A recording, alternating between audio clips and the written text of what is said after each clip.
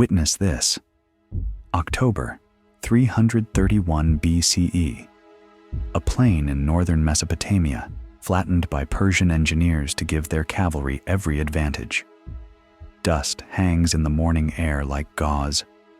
On one side, the largest army the Persian Empire has ever assembled stretches toward both horizons, perhaps 100,000 men under arms, war elephants swaying in the rear lines, scythed chariots gleaming with blades designed to carve infantry into pieces. On the other side, a Macedonian force less than half that size, exhausted from an 11-day forced march, stands in formation behind a wall of 18-foot pikes. And then, in the center of that Persian Ocean, something breaks. A chariot turns. The royal chariot. The chariot carrying Darius III, King of Kings, Lord of the four corners of the earth, commander of the mightiest empire humanity had ever built. The horses wheel, the driver whips them east, and Darius, who had prepared this ground, who had assembled this army, who had every mathematical advantage a general could want, runs, not because his line had collapsed, not because the battle was lost, because he saw something coming through the dust, through his own bodyguard, through every obstacle in its path.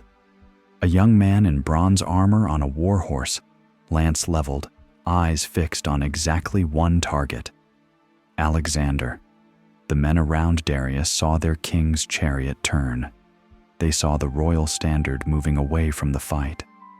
Word spread down the line in seconds, faster than any messenger could ride. The king is leaving. The king is leaving. And an army that might have won, an army that still outnumbered its enemy 2-1, began to dissolve. And men who had traveled from Bactria and India and Egypt to fight for Persia dropped their weapons and ran because the man who embodied Persia had already decided this battle was over. An empire 220 years old, stretching from the Mediterranean to the Hindu Kush, from the steppes of Central Asia to the cataracts of the Nile, died that afternoon. Not in a negotiation, not in a siege. In a single decision by a single man to turn his chariot east instead of standing his ground. This wasn't defeat. This was abandonment. Before we dive into these forgotten stories of survival and suffering, if you enjoy the hidden truths of history, hit like, subscribe, and tell me in the comments where you're listening from. To understand why Darius ran, why he ran twice, why the most powerful man on earth kept fleeing from an army he should have crushed, you have to understand what Alexander actually was. Not the myth, not the hair and the upturned gaze and the bronze hero of 1,000 paintings, the real thing. The psychology that walked onto that field at Gaugamela and made a king with every advantage choose flight over fight. The version of Alexander most people carry in their heads is Greek propaganda filtered through 2,000 years of Western self-congratulation. Great man conquers decadent Persians. Civilization triumphs over barbarism. The torch of progress passes from east to west. It's a bedtime story. It's a lie. The Persian Empire wasn't decadent. It wasn't weak. It wasn't waiting to fall. When Alexander crossed into Asia in 334 BCE, Persia was the most successful political entity the world had ever seen. 2 centuries of continuous rule, 50 million people across 3 continents, a road system that could carry a message from the Aegean to Central Asia in 9 days, annual revenues of 400 tons of silver, more than Athens collected in a century, an administrative apparatus that governed Egyptians and Babylonians and Greeks and Persians and a dozen other peoples without demanding they become anything other than what they were. Persia didn't conquer cultures. It managed them, and it had been doing so since before Alexander's great-great-grandfather was born. Macedon, by contrast, was a backwater. a mountain kingdom on the northern edge of the Greek world, population maybe 500,000, treasury nearly empty, or ruled by a 22-year-old whose father had been assassinated 2 years earlier and whose grip on his own throne was far from secure. The Greeks to the south considered Macedonians semi-barbaric. The Persians, when they thought of Macedon at all, considered it a minor annoyance, a supplier of timber and mercenaries, certainly not a threat to an empire that had swatted aside Greek invasions before. So the question isn't how Alexander won. The question is why Persia let him. Picture Alexander in 336 BCE, the year everything began. He was 20 years old. His father, Philip II, the man who had unified Greece through warfare and bribery and 7 strategic marriages, had just been stabbed to death at a wedding by one of his own bodyguards.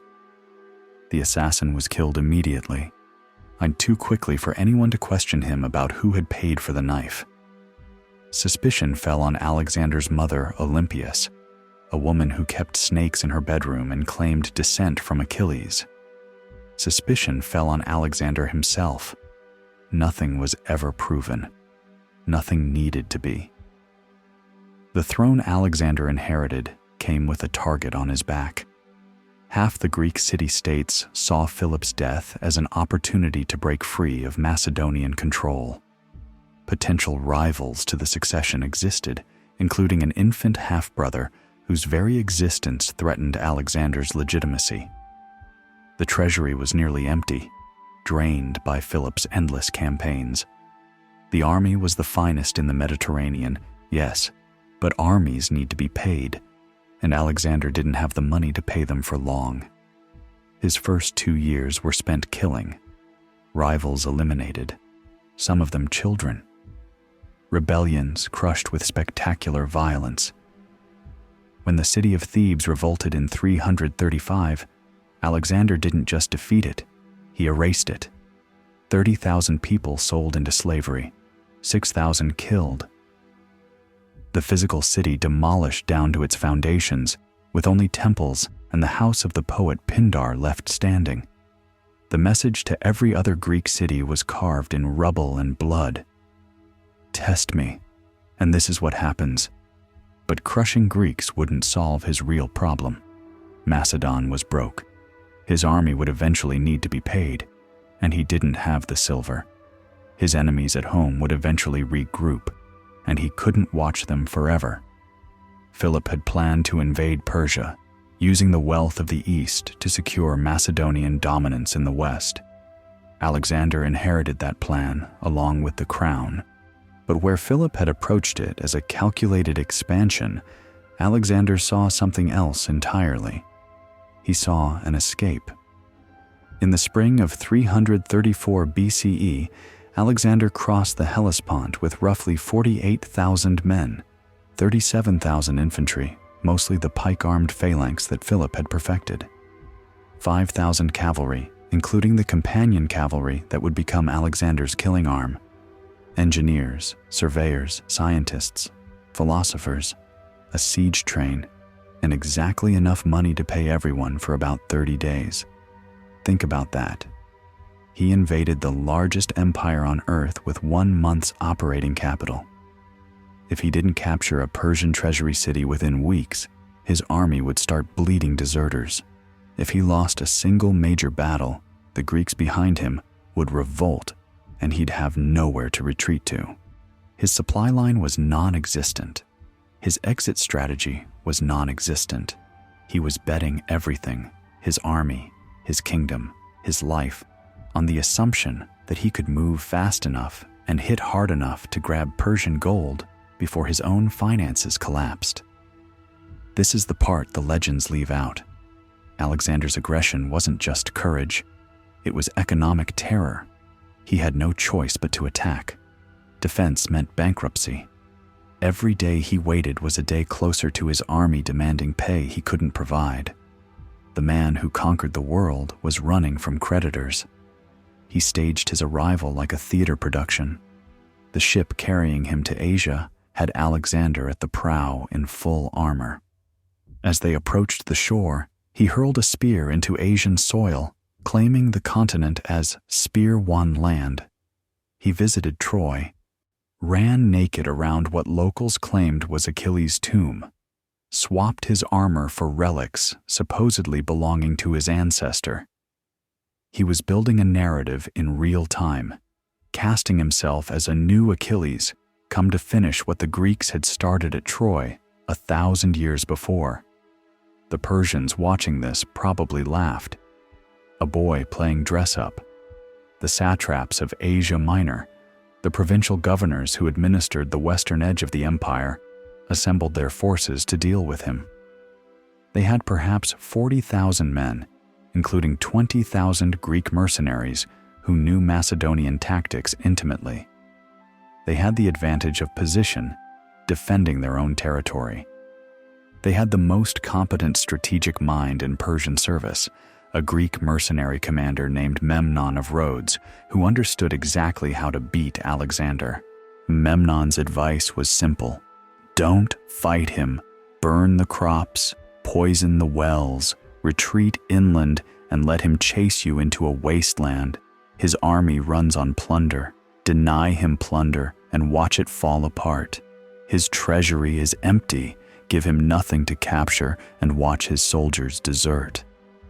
You cannot beat that army in a straight fight. You can only starve it. The satraps rejected this counsel. They weren't going to torch their own provinces on the advice of a Greek. Persian honor demanded they meet this boy in battle and teach him the difference between raiding and ruling. They chose ground near the Granicus River, positioned their cavalry on the high bank, and waited for Alexander to make the sensible choice and camp for the night. Alexander attacked immediately, across the river, uphill, into waiting cavalry.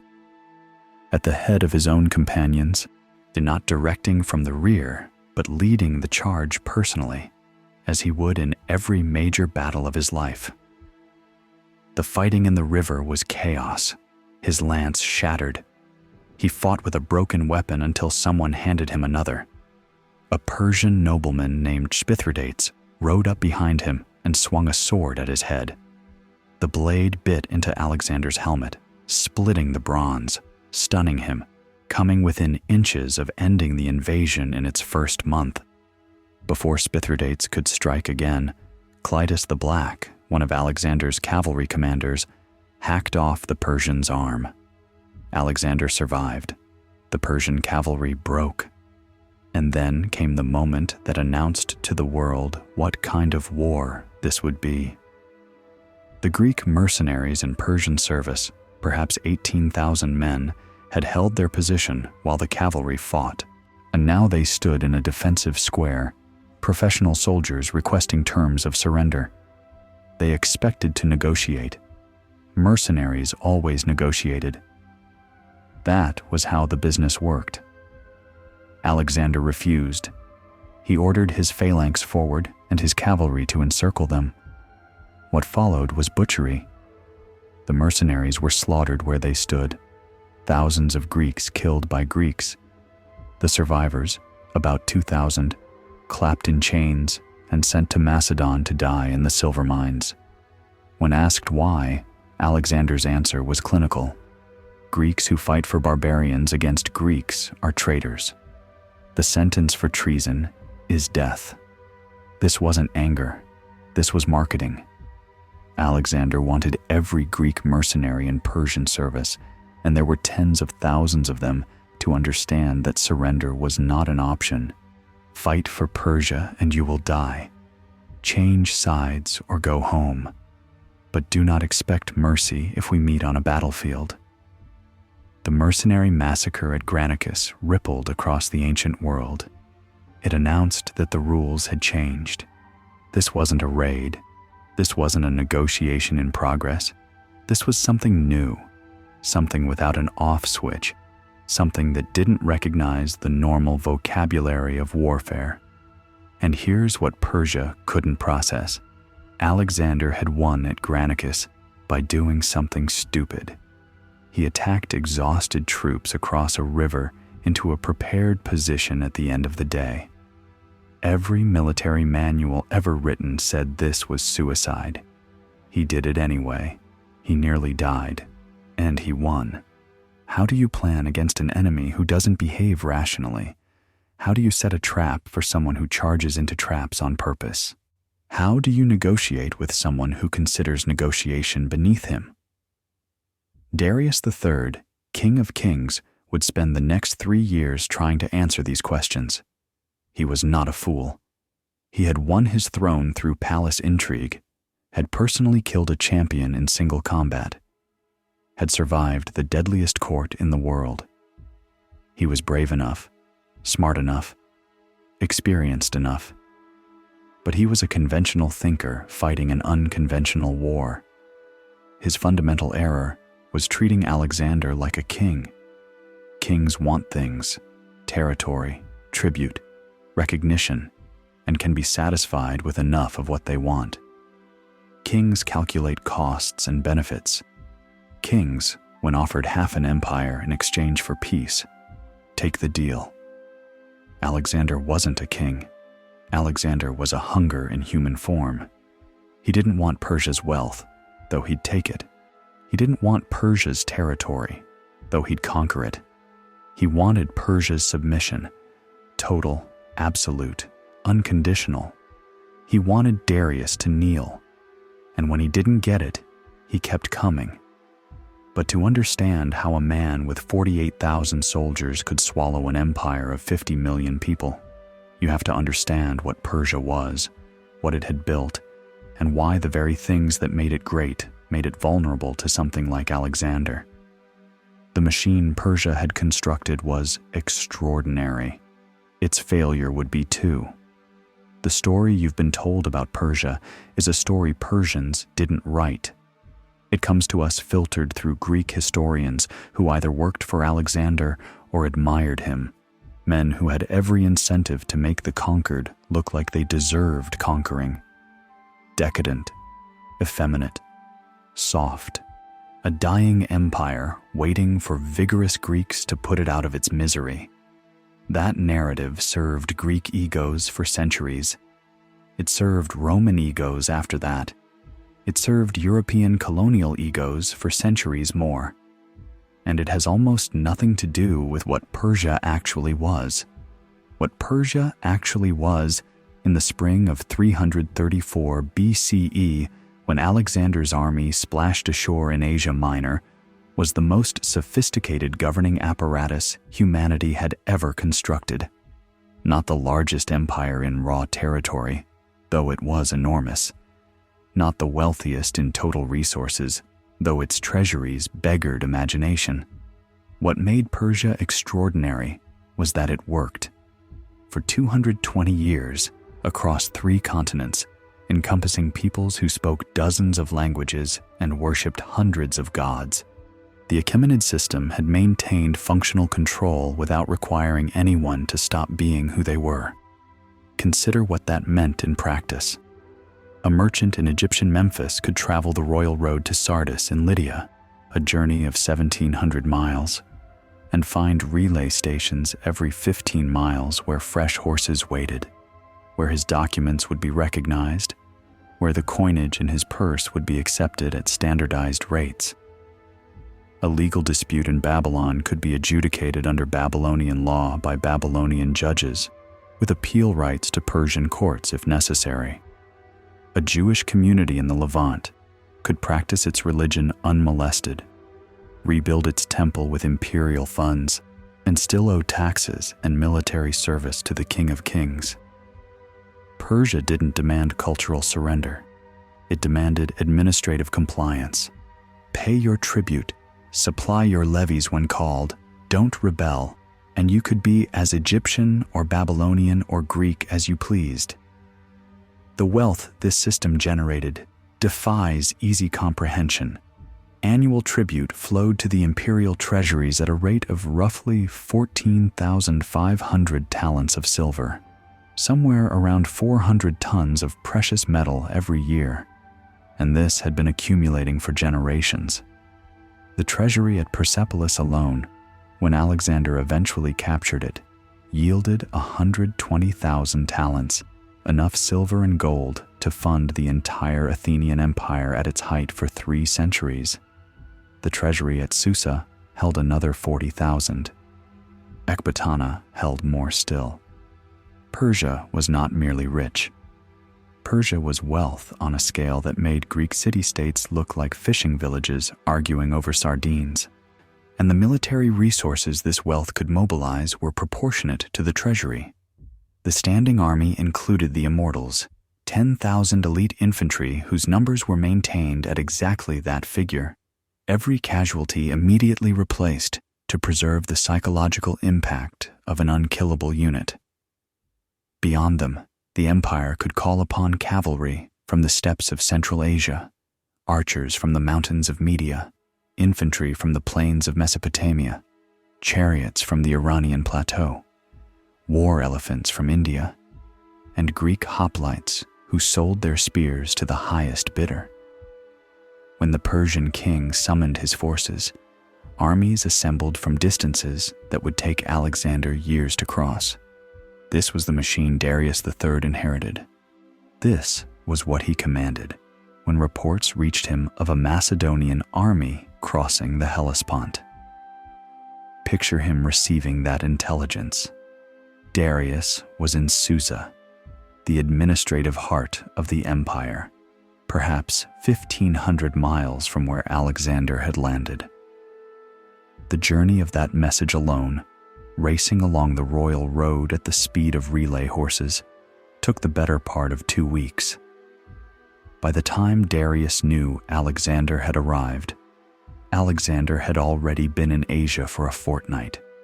By the time Darius could respond to any development, the development had already evolved into something else. This was the Persian dilemma, and it had nothing to do with decadence. The empire was too large for centralized command in an age before telecommunications. Information traveled at the speed of a horse. Decisions made in Susa took weeks to reach the frontier, and more weeks to be implemented. The system that made Persia functional in peacetime, the delegation of authority to satraps who knew their regions, made it sluggish in war against an enemy who moved faster than information itself. Darius was not a fool. He had won his throne through a palace coup that required nerve, timing, and the willingness to kill. The eunuch Bagoas, who had poisoned the previous 2 kings, tried to poison Darius as well. Darius forced Bagoas to drink his own cup. He had fought in single combat and won. He was physically imposing, reportedly standing over 6 feet tall in an age when that marked him as a giant among men. His courage was not in question. His intelligence was not in question. What was in question was whether any conventional mind could process what Alexander represented. From Susa, the Macedonian invasion looked like a border raid. An ambitious boy with a small army, far from home, low on funds, making noise on the western frontier. The satraps would handle it. They had forces in place, they knew the terrain, and they had Memnon of Rhodes, a Greek mercenary commander who understood exactly how Macedonian armies operated. Darius allocated resources, approved plans, and turned his attention to other matters. The empire had problems everywhere. This one seemed manageable. The satraps, gathered at Zelea to plan their response, faced a strategic choice that would determine the fate of the world. Memnon argued for scorched earth. Burn the crops before Alexander can forage them. Retreat inland and make him chase shadows. His treasury is empty. His army lives on plunder. Deny him both and watch him starve. Do not, under any circumstances, give him the pitched battle he needs to prove himself. The satraps refused. Arcides, satrap of Hellespontine Phrygia, reportedly said he would not allow a single house in his province to be burned. This wasn't stupidity, it was incentive structure. The satraps governed their provinces as semi-autonomous lords. Their wealth, their power, their very identity was tied to the land they controlled. Asking them to destroy their own territories to defeat an enemy who might be defeated conventionally was asking them to commit economic suicide on a Greek's advice.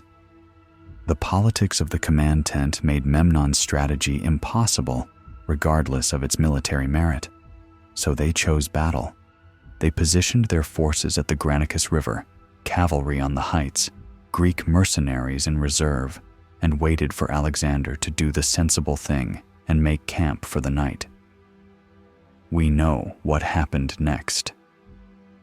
After Granicus, Darius began to understand that this was not a border raid, but understanding and responding are different things, separated by the weeks it took for messages to cross the empire and the months it took to assemble a royal army from satrapies scattered across 3 continents. While Darius gathered his forces, Alexander moved with terrifying speed. Sardis fell, Ephesus fell, Miletus fell, Halicarnassus fell after a siege that should have stopped him and didn't. The treasury cities of Western Asia Minor, one after another, opened their gates or had them broken down, and each capture bought Alexander more time, more money, more momentum. Memnon, given command of the Persian fleet after the disaster at Granicus, tried his strategy from the sea. He swept into the Aegean, captured islands, stirred rebellion in Greece, threatened to cut Alexander's communications entirely. It was working. The Greek cities were wavering. Another few months and Alexander might have been forced to turn back, to defend a home front that wanted him dead. Then Memnon caught a fever and died. The command of the fleet passed to lesser men who lacked his vision. The naval strategy collapsed, and Alexander, who had gambled that he could neutralize Persian sea power by capturing every port from the landward side, watched his most dangerous opponent removed by a microorganism. He hadn't beaten Memnon. He'd outlived him. Sometimes that's enough. By the time Darius took the field personally, leading the largest army he could assemble toward the Cilician gates, Alexander had been in Asia for over a year. He had transformed from a desperate gambler into a proven conqueror. He had captured enough gold to pay his army indefinitely. He had demonstrated that Macedonian tactics could break Persian forces in open battle. The element of surprise was gone, but it had been replaced by something worse, a reputation. Darius's plan for what became the Battle of Issus was sound. He would bring overwhelming numbers, choose ground that favored his cavalry, and crush the Macedonians through sheer mass. The mistake, the catastrophic mistake, was letting Alexander slip past him. The 2 armies, moving through parallel mountain passes, managed to exchange positions without either commander realizing it. Darius ended up north of Alexander, cutting his communications, occupying his line of retreat. On paper, Darius had trapped him. In reality, Darius had put his unwieldy army on a coastal plain too narrow to deploy its numbers effectively.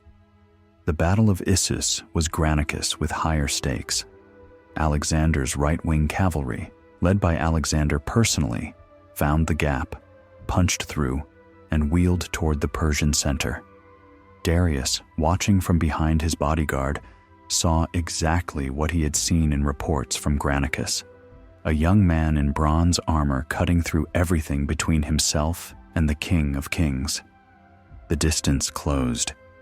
The bodyguard began to fall, and Darius, who was not a coward but was also not insane, made a decision that every rational commander would make.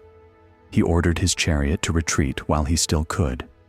One turn, one direction.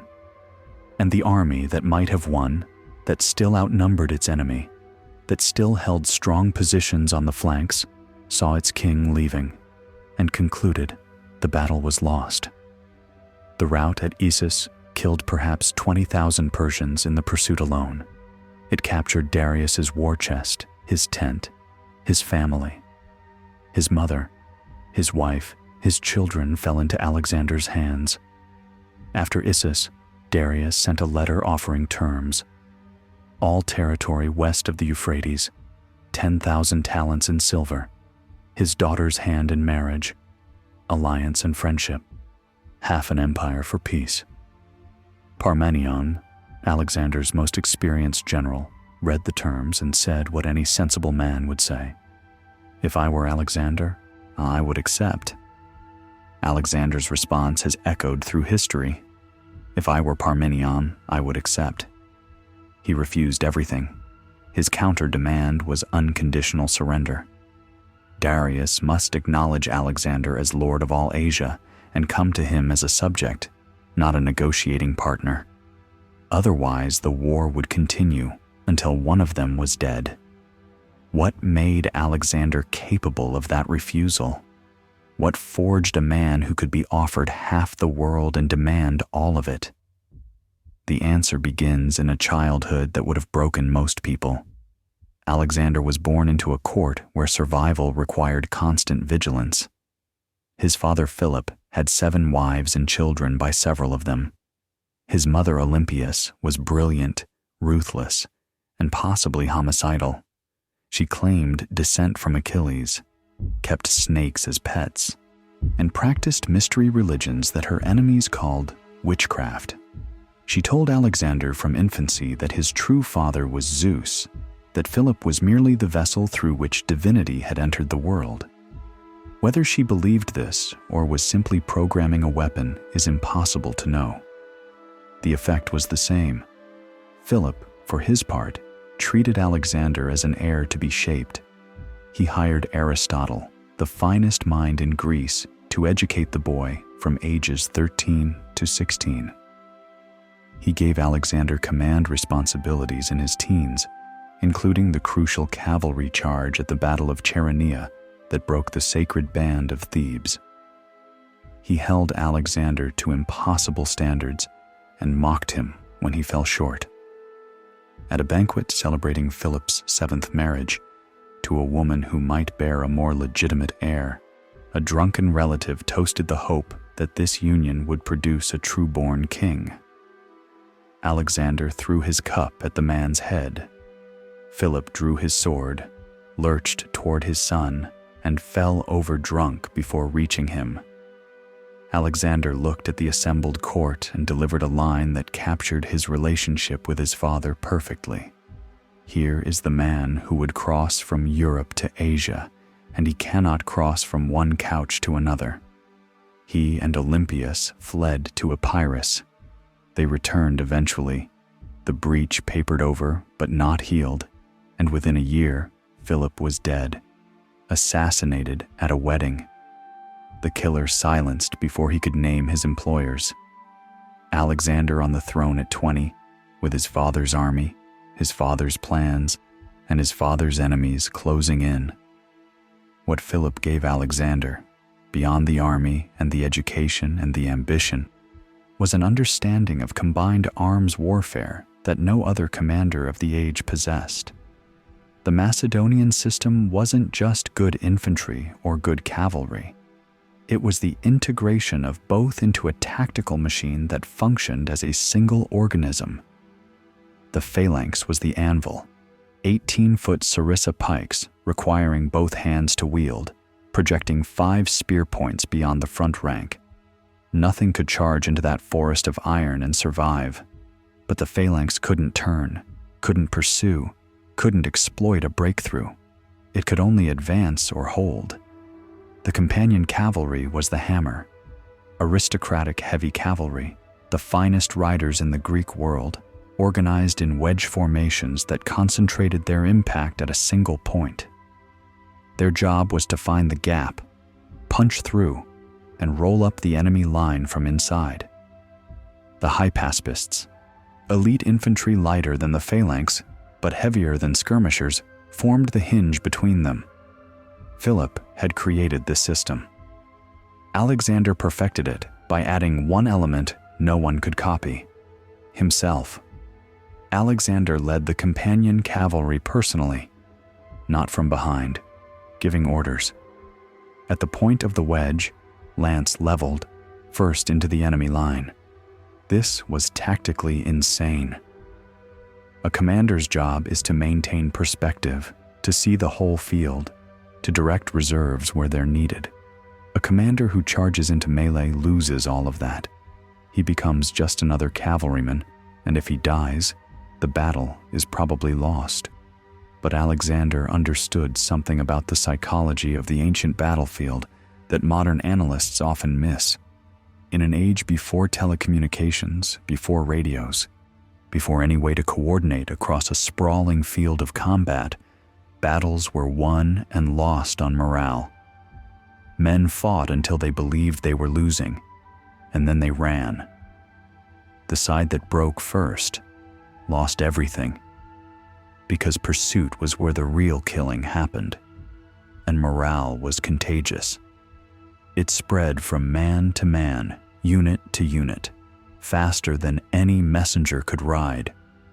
If the king was seen charging, if the king was seen in the thick of it, if the king was seen winning, that information rippled through the army like electricity. Conversely, if the enemy saw their own leaders hesitating, retreating, fleeing, the conclusion was obvious. Why should common soldiers die for commanders who wouldn't risk themselves? Alexander's personal charges were not vanity. They were psychological warfare executed at the point of a lance. Every time he rode into the enemy line and emerged victorious, he reinforced the narrative that he was invincible, favored by the gods, destined to win. Every time an enemy commander fled from his approach, that narrative strengthened. The story became self-fulfilling.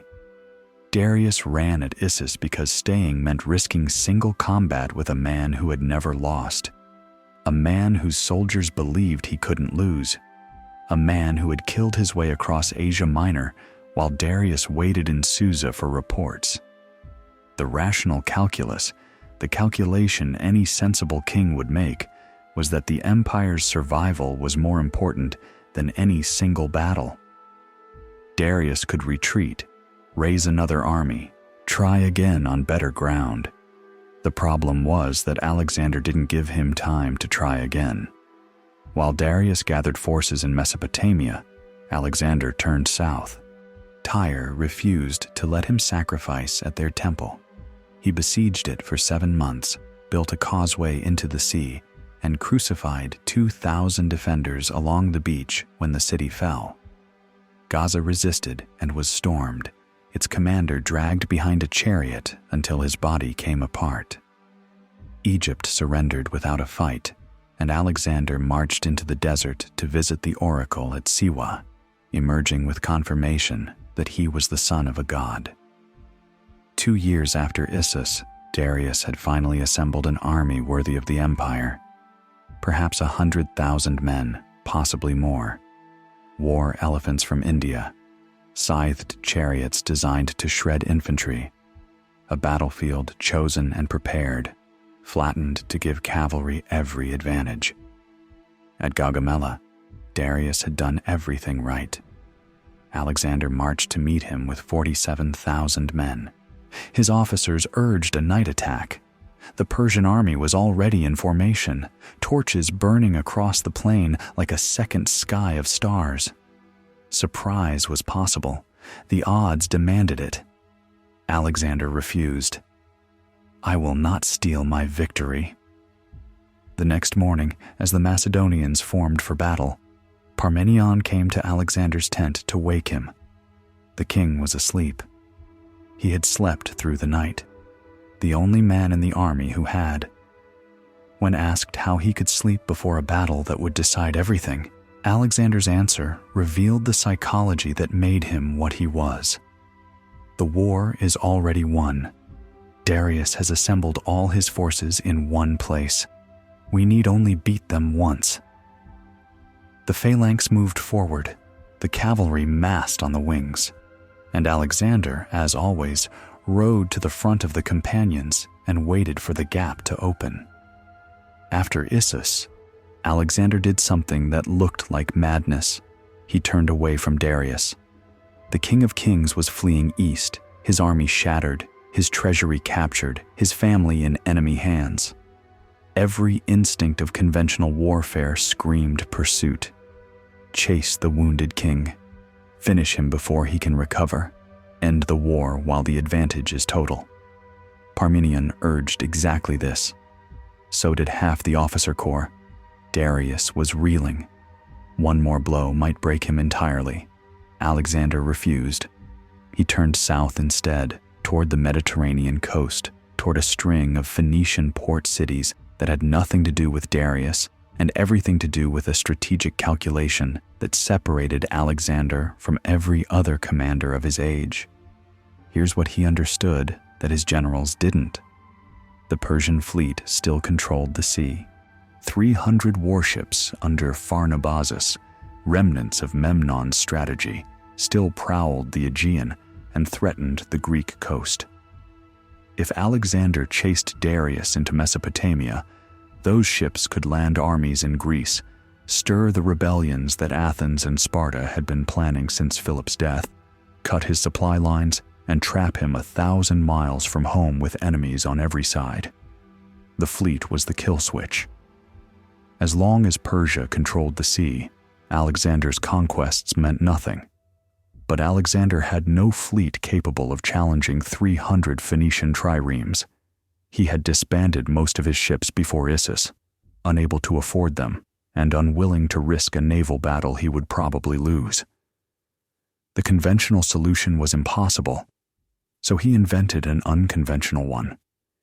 He would take the fleet by taking the ports. Phoenician ships needed Phoenician harbors.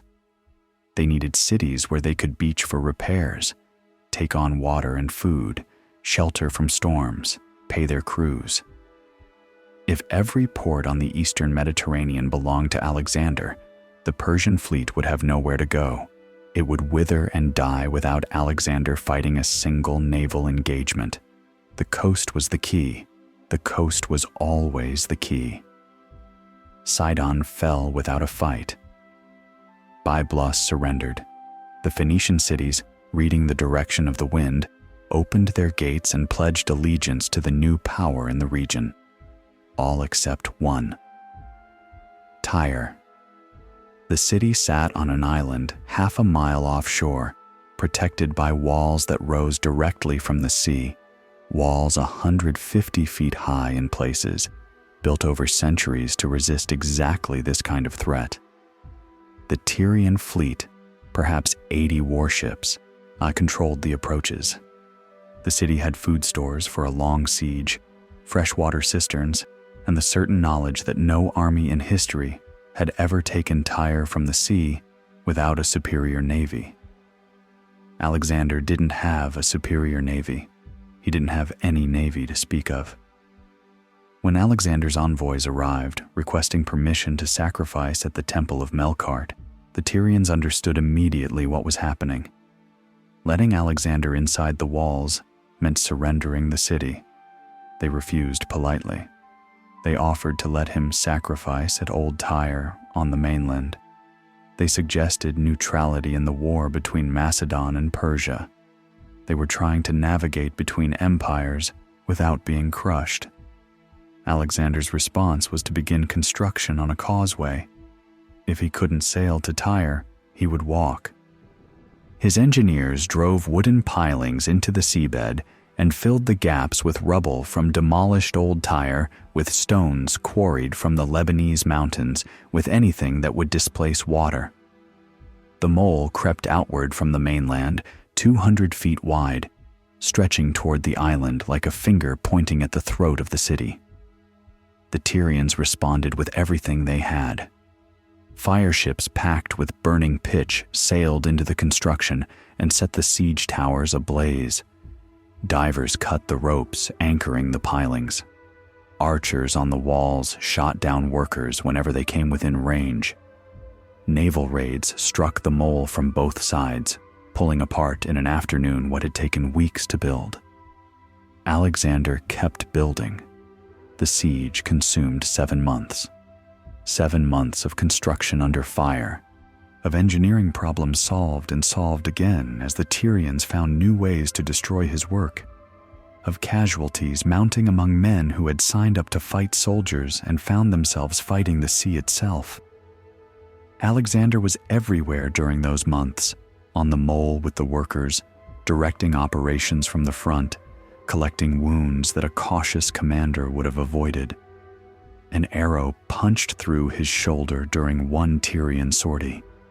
He had it pulled out and kept directing the assault. What broke the siege was other Phoenician cities doing the math. As Alexander's inevitability became clearer, as word spread of how he treated cities that surrendered versus cities that resisted, the kings of Sidon and Byblos and Eridu quietly defected with their fleets. 80 ships became 120, then 200. The navies that had served Persia for generations changed flags because the balance of terror had shifted. By the time Alexander had enough ships to challenge the Tyrian fleet was outnumbered 4-1. The final assault came from sea and land simultaneously, the causeway carrying troops to the south wall while ships attacked from every other direction. Macedonian soldiers poured through breaches, fought through streets, died in alleys where the defenders had every advantage, and kept coming until there was no one left to fight. Of Tyre's population, perhaps 40,000 before the siege, the aftermath was slaughter. 8,000 killed in the fighting and the sack. 30,000 sold into slavery. 2,000 military-age men crucified along the beach, their crosses stretching for miles. A forest of dying men visible to every ship that passed. This wasn't rage. This was policy. Tyre had cost Alexander 7 months he didn't have, men he couldn't replace, momentum he desperately needed. Every day of that siege was a day Darius used to rebuild his army. Every week was a week the Greeks might decide to revolt. The crucifixions were a message delivered in human flesh. This is the price of resistance. The next city that considers holding out, remember Tyre. Remember the beach. Gaza tried anyway. A smaller city, a less defensible position, but its commander Batis refused to surrender. Alexander besieged it for 2 months, was seriously wounded twice during the assaults, nearly died when a catapult stone struck him in the shoulder, and took the city in a final storm that left most of the garrison dead. The Batis himself was captured alive. According to some sources, Alexander had him tied to a chariot by ropes, threaded through his ankles, and dragged around the city until his body came apart. The parallel to Achilles' treatment of Hector was deliberate. Alexander was living his mythology in real time, and the mythology demanded exemplary brutality. After Gaza, Egypt surrendered without a fight. The Persian garrison took one look at what had happened to cities that resisted and opened the gates. Alexander entered Memphis as a liberator, welcomed by priests who had spent 2 centuries chafing under Persian rule. He sacrificed to Egyptian gods, participated in Egyptian rituals, received the double crown of Upper and Lower Egypt from priests who saw in him a restoration of divine kingship. The treasury yielded its silver, and the granaries yielded their grain. And Alexander marched into the desert to ask a question. The oracle at Siwa, in the oasis of Ammon, was one of the most respected in the ancient world. Greeks identified Ammon with Zeus. Egyptians considered him the king of their gods. The journey to consult him required crossing 200 miles of desert, a trek that killed men every year, a pilgrimage that no conqueror was obligated to make. Alexander made it anyway, reportedly guided by crows when his scouts lost the way, arriving at the oasis after a journey that should have killed him, and emerging with answers he never shared. What the priests said to him in that temple remained secret. What Alexander said afterward was public. He began referring to Zeus Ammon as his father. He began accepting, if not requiring, divine honors.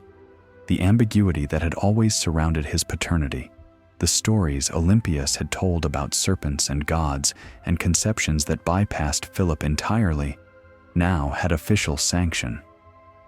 Alexander had asked whether he was the son of a god. The oracle had answered yes. Whether he believed it is unknowable. Whether his army believed it mattered more. The men who had followed him from Macedon, who had watched him charge into enemy lines and emerge unscathed, who had seen city after city fall to his will, had already constructed a mythology around their king. Siwa gave that mythology religious endorsement. The effect on morale was incalculable. They weren't following a man. They were following something more, something touched by the divine, something that couldn't be beaten because the gods wouldn't permit it. Parmenion watched all of this with experienced eyes and growing unease. He was the old guard, Philip's man, the general who had commanded the left wing at every major battle, who had urged the night attack at Granicus, who had begged for caution at Issus, who had told Alexander to accept Darius's peace terms. He was loyal, effective, and increasingly obsolete. The army Alexander was building didn't need Philip's veterans and their memories of how things used to be done. It needed believers. The tension between Parmenion's faction and Alexander's inner circle would fester for years. It would eventually be resolved with executions. But in 332 BCE, in Egypt, the machinery still functioned. Alexander founded Alexandria at the mouth of the Nile, drew the city's boundaries in barley flour because he had no chalk. As watched birds eat the grain and took it as an omen of prosperity. He never returned to see the city built. He never saw most of the cities he founded. They were markers, stamps on the earth saying Alexander was here. And then he was gone, chasing the next horizon. The pause in Egypt lasted less than a year. By the spring of 331, Alexander was marching east again toward Mesopotamia, toward Darius, toward the battle that would decide everything. Darius had used his time wisely. 2 years of preparation, 2 years of summoning forces from every corner of the empire, 2 years of planning for a battle that would not repeat the mistakes of Issus. He assembled an army that dwarfed anything he had fielded before. Cavalry from Bactria and Scythia, warriors from the eastern steppes who had never seen a Macedonian phalanx, infantry from Persia, Media, Babylon. Greek mercenaries, fewer than before, because Alexander's massacre at Granicus had dampened enthusiasm for the work, but still present, still professional. War elephants from India, 15 of them, terrifying to horses and men alike. And the scythed chariots, 200 vehicles with blades extending from their axles, designed to carve infantry formations into pieces. More importantly, Darius chose the ground. Gaugamela, near modern Mosul, was a plain so flat that the Persians leveled it further, removing every stone and bush that might impede a chariot wheel. This would not be another Issus, where the terrain negated Persian numbers. This was a killing floor prepared with mathematical precision. Every advantage Darius could manufacture was built into that field. The army that gathered there numbered somewhere between 90,000 and 250,000, depending on which ancient source you trust. The real number was probably around 100,000 effectives, perhaps twice that in total when counting camp followers and support personnel. Against them, Alexander brought roughly 47,000 men. The disparity was worse than Issus. The terrain favored Persia. The element of surprise was gone, replaced by 2 years of Persian preparation. And yet, Alexander marched his army 300 miles in 11 days to reach Gaugamela, a pace that should have destroyed unit cohesion and exhausted every man in the column. He arrived to find the Persian army waiting, rested, deployed, and occupying ground of their choosing. His scouts reported the dispositions, and the scale was visible to anyone who climbed a hill. The Persian line stretched beyond what eyes could hold, disappearing into dust and distance, a human sea that made the Macedonian army look like a puddle. That night, the Persian campfires covered the plain like a second sky of stars. The murmur of 100,000 men settling for sleep carried across the darkness. Macedonian soldiers who had won at Granicus and Issus looked at those fires and felt something they hadn't felt before. Not fear of defeat exactly, fear of scale, fear of mathematics, fear that courage and training and the favor of the gods might not be enough when the numbers were this wrong. Parmenion came to Alexander's tent with a proposal. Attack at night. The Persians are in formation already. Their cavalry can't maneuver in darkness. Their chariots are useless without light to guide them.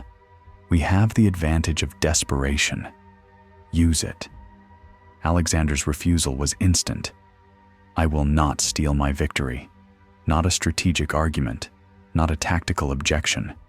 A statement about narrative, about legacy, about what kind of victory was acceptable to a man who considered himself descended from Achilles. A night attack might win the battle, but would tarnish the win, would let critics claim that Macedon had triumphed through trickery rather than superiority. Alexander wanted Persia to see exactly what killed it. He wanted the world to know that he had beaten the largest army ever assembled in a fair fight, in daylight, on ground the enemy had chosen and prepared. The officers filed out of the tent with their orders. The army would rest.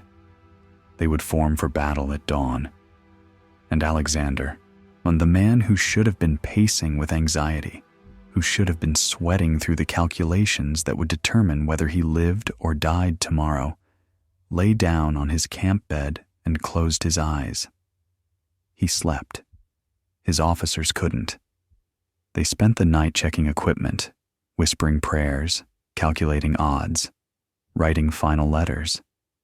The fate of Macedon, of Greece, of the world as they knew it, rested on the next day's fighting. Sleep was impossible. Alexander slept so soundly that in the morning, when the army was already forming, Parmenion had to shake him awake. The king who should have been most terrified was the only man in camp who had rested. When they expressed amazement at his calm, his answer revealed the difference between his mind and every other mind in that army. Why should I be anxious? Darius has gathered all his forces in one place. The war is already won. We need only beat them once. The logic was insane and irrefutable. As long as the Persian army had been scattered across satrapies, as long as Darius could trade space for time and rebuild after defeats, the war could continue indefinitely. By massing everything at Gaugamela, Darius had created a single point of failure. One battle, one afternoon, win, and the empire's military capacity is destroyed in a single stroke. Lose, and Alexander dies, but he was going to die anyway if the war dragged on forever. The battlefield crystallized in the morning light, Persian cavalry on both flanks, stretching wider than the Macedonian line could match. The immortals in the center, behind the chariot screen. Darius in a chariot behind the immortals, visible to both armies, the symbolic and tactical center of Persian power. The elephants stood in reserve, gray mountains waiting to be unleashed. Alexander formed his army in echelon. The right wing advanced ahead of the center ahead of the left. It was an offensive formation, designed not to hold a line, but to create angles of attack. The phalanx would anchor the center, the hypaspists would hinge between infantry and cavalry, and the companions, with Alexander at their head, would mass on the right and wait for an opportunity that might not come. The plan was simple in concept and almost impossible in execution. The phalanx would engage the Persian center and hold. Alexander would lead the companions in a rightward drift, pulling away from the main engagement, forcing the Persian left to extend and follow. When the Persian line stretched thin enough, when a gap opened between their units, Alexander would wheel and charge through it, driving directly for Darius. Everything depended on timing. Too early, and the gap wouldn't exist. Too late, and the Macedonian left under Parmenion might collapse under the weight of numbers. The window would be measured in minutes, visible only to someone with an instinct for battle that bordered on precognition, and it would require Alexander to identify the moment, turn the companions on a drachma, and charge through a corridor of enemies toward a king defended by the finest bodyguard in Asia. Across the field, Darius watched the Macedonians form. He had done everything right. He had chosen the ground. He had prepared it. He had assembled overwhelming force.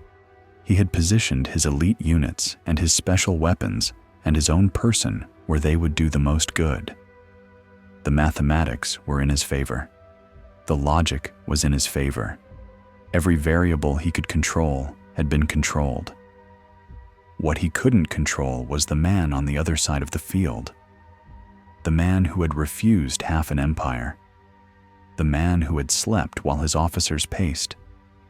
The man who didn't calculate odds because he didn't believe they applied to him. Alexander mounted Bucephalus, the horse that only he could ride, the war horse that had carried him through Granicus and Issus, and would carry him one more time into the heart of an enemy army.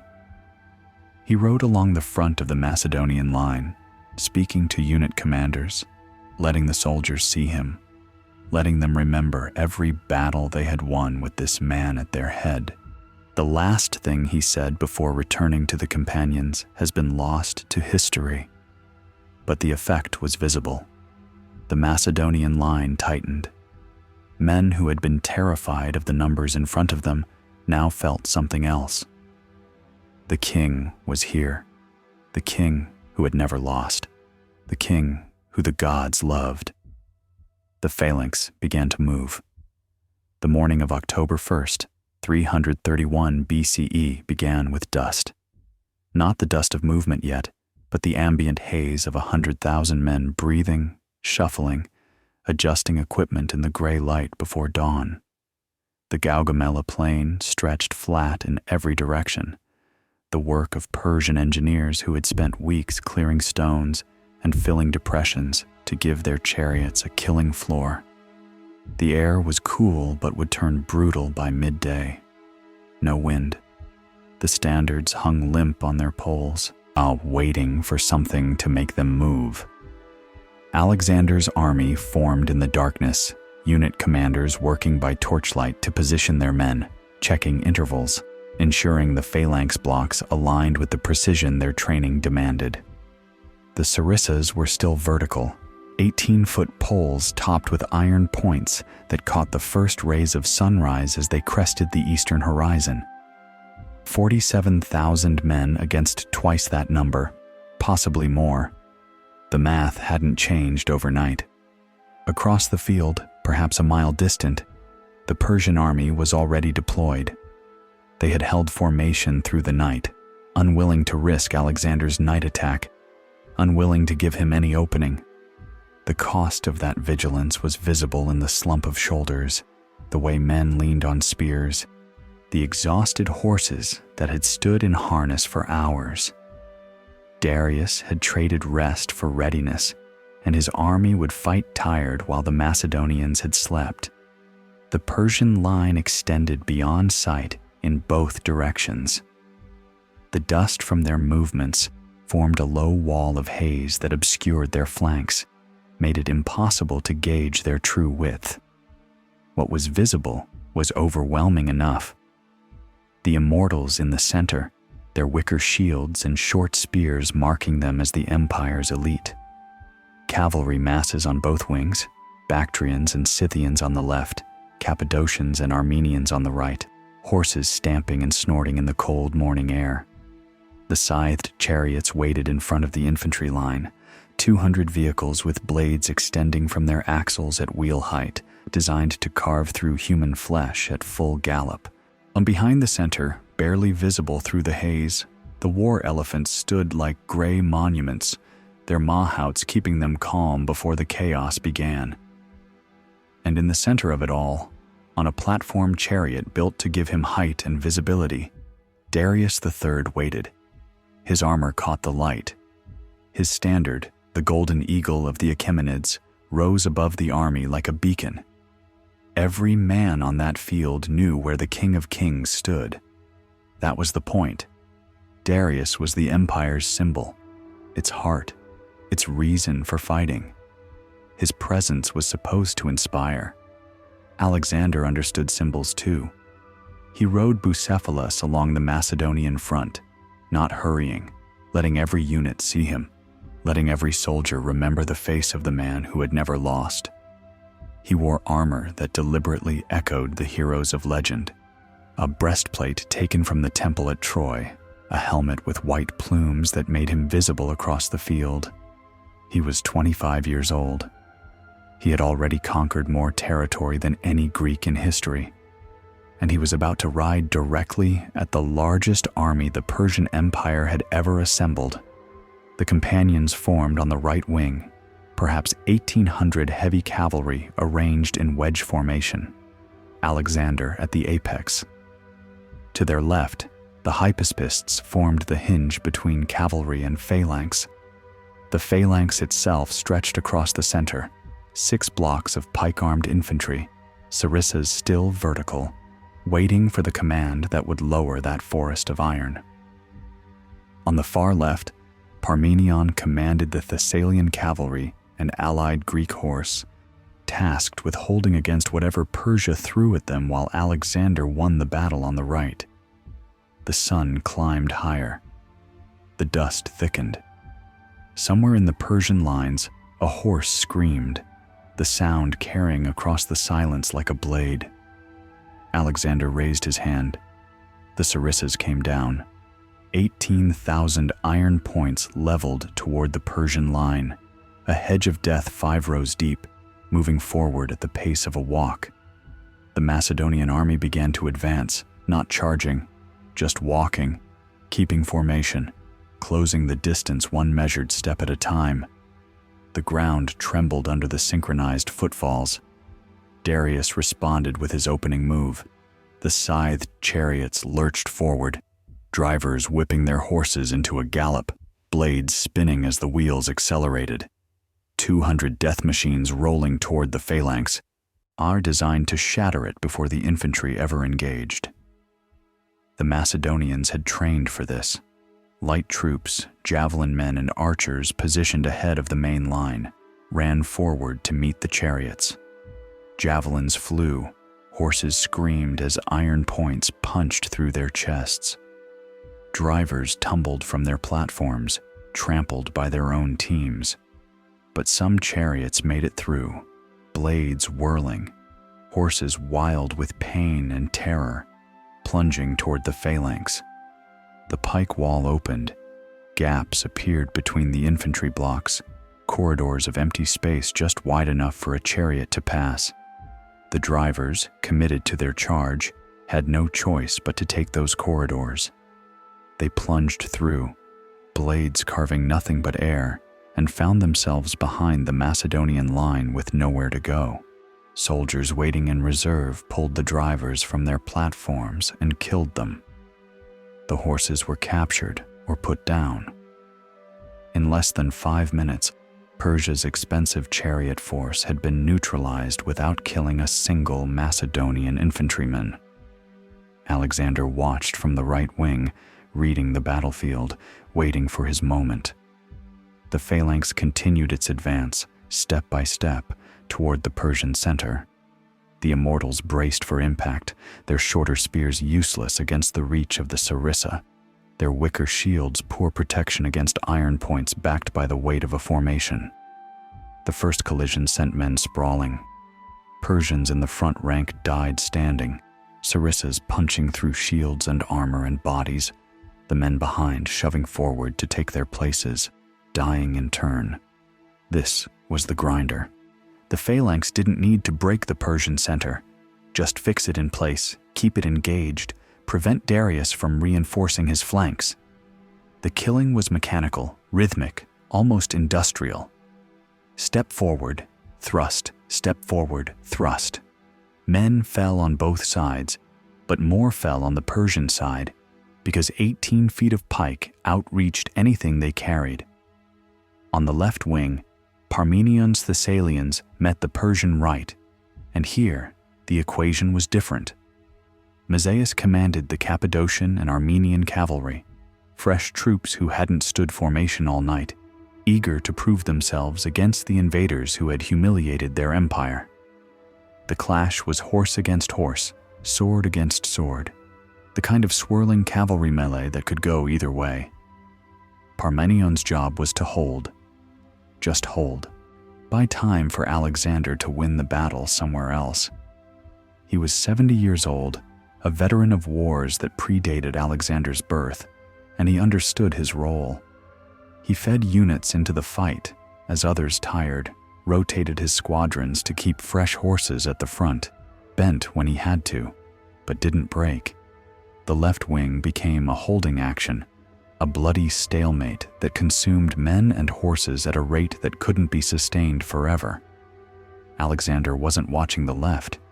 He was watching the center left, the junction between the Immortals and Bessus's Bactrian cavalry, the seam in the Persian line where two different commanders met. Here's what Alexander saw that nobody else could see. As the phalanx pressed the Persian center, the Immortals gave ground slowly, stepping backward to maintain formation. And as Alexander's rightward drift pulled the companions away from the main engagement, Bessus's Bactrians had to extend their line to match, stretching to prevent the Macedonian cavalry from simply riding around the Persian flank. The two movements, the backward step of the center and the lateral extension of the left, created a gap, a seam, a corridor between the Immortals and the Bactrians that widened with every passing minute. The gap was perhaps 50 yards wide. It wouldn't stay open long. Persian officers were already screaming orders, trying to close the breach, but the machinery of a 100,000-man army didn't respond like the machinery of the Macedonian force. Committees had to agree. Satraps had to coordinate. The gap existed because the Persian command structure couldn't react as fast as the battle was moving, and Alexander didn't hesitate. He didn't consult his officers. He saw the opening, wheeled the companions, and charged. 1,800 heavy cavalrymen in wedge formation, Alexander at the point, accelerating from a trot to a canter to a full gallop in the space of 100 yards. The thunder of hooves drowned out the screams of the dying. The wedge hit the gap like an axe blade hitting a seam in wood. They were through. Behind the Persian line, everything changed. The companions wheeled left toward the center, toward the Golden Eagle standard, toward Darius.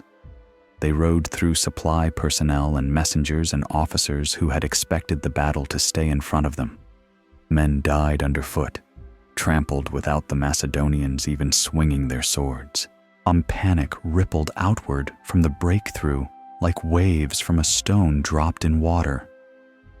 Darius saw them coming. From his elevated chariot, the King of Kings watched a wedge of Macedonian cavalry carve through his army and turn toward him. At its head, unmistakable with the white-plumed helmet, the man who had haunted his nightmares for 3 years, the man who had broken his army at Issus, the man who had refused half an empire. Alexander, lance leveled, riding directly at the royal bodyguard.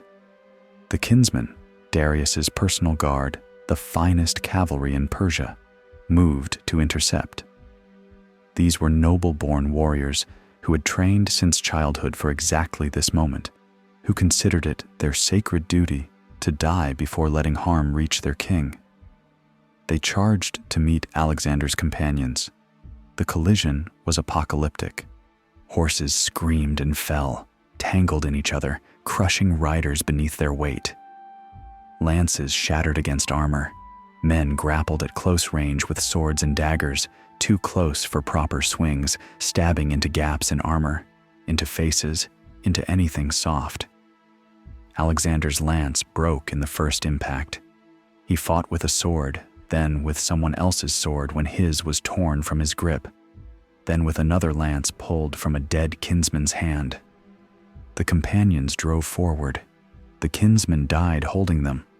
A Persian nobleman, his name lost to history, reached Alexander and swung a curved sword at his head. The blade glanced off the helmet, gouging metal but not reaching flesh. Clitus the Black, the same man who had saved Alexander at the Granicus, hacked the Persian down before he could strike again. Alexander barely seemed to notice. His eyes were fixed on the golden eagle standard, on the chariot beneath it, on Darius. The distance closed. 50 yards, 40, 30. Darius could see Alexander's face now. The intensity, the certainty, the complete absence of anything resembling doubt or fear. The young man who had crossed from Europe to Asia with 30 days of money and an army that should have been destroyed a dozen times, who had turned every rational calculation inside out, who simply refused to acknowledge that the world didn't work the way he wanted it to work. 20 yards. The kinsmen were dying. The bodyguard was crumbling. There was nothing left between Darius and the point of Alexander's lance except a few seconds of desperate fighting. Darius made a decision. His chariot turned. The royal horses wheeled. The King of Kings, for the second time in his life, fled from Alexander of Macedon. For a moment, nothing happened. The fighting continued around the turning chariot. Men too focused on their own survival to notice anything beyond arm's reach. Then the Persian officers saw it.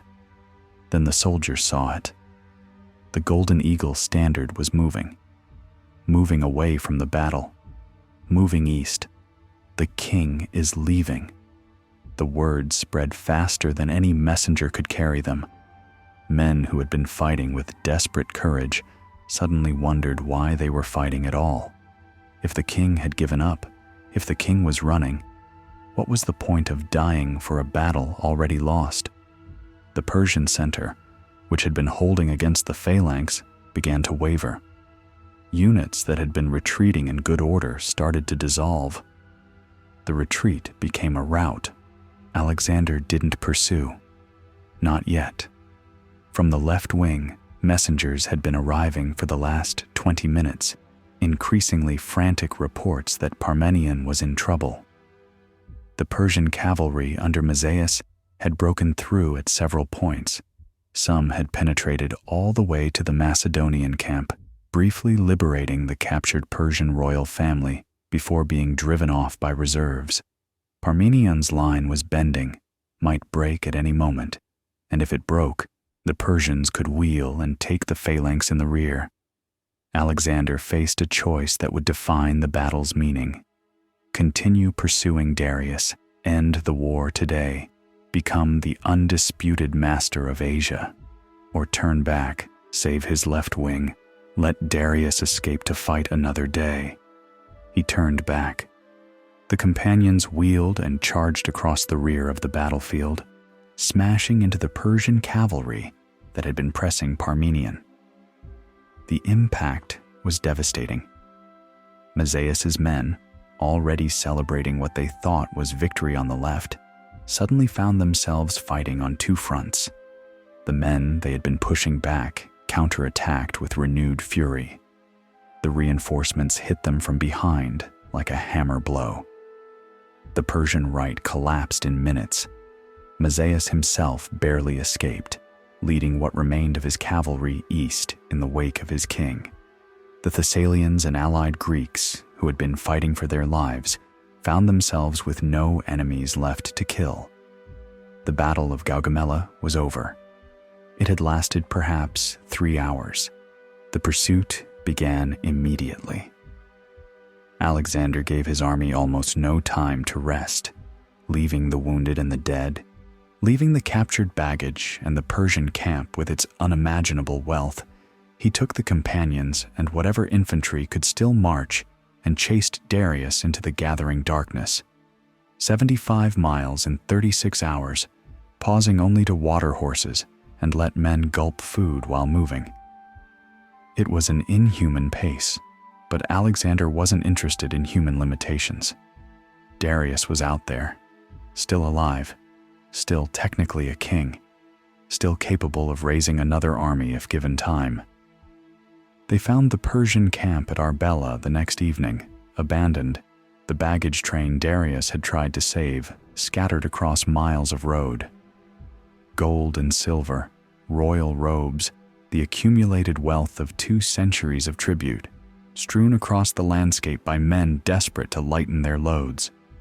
They found wounded Persians who had been left behind, and some begging for death, others simply waiting for it. They found horses dead in harness, driven until their hearts burst. They didn't find Darius. The King of Kings had outdistanced them, fled into the interior with a handful of survivors, heading for the eastern satrapies where he might still command loyalty. The war wasn't over. But everyone knew what Gaugamela meant. The largest army Persia had ever assembled, the finest ground it could prepare, the most desperate defense its treasury could fund.